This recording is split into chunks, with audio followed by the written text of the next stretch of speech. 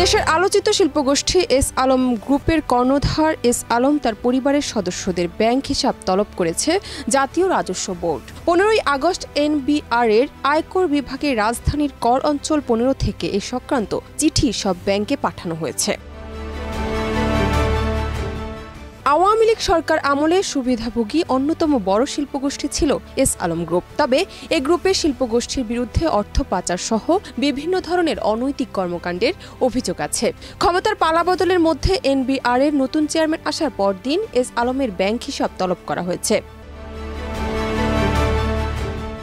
কর অঞ্চল 15 সূত্রে জানা গেছে, এস আলমের স্ত্রী ফারজানা পারভিন, মা চেমুনারা বেগম এবং ভাই আব্দুল্লাহ হাসানের ব্যাংক হিসাব তলব করা হয়েছে। পাশাপাশি তাদের পিতা, মাতা, স্ত্রী, ছেলে মেয়ে বা বোনের যৌথ নামে অথবা ব্যবসা প্রতিষ্ঠানের নামে থাকা ব্যাংক হিসাবের তথ্য তলব করা হয়েছে।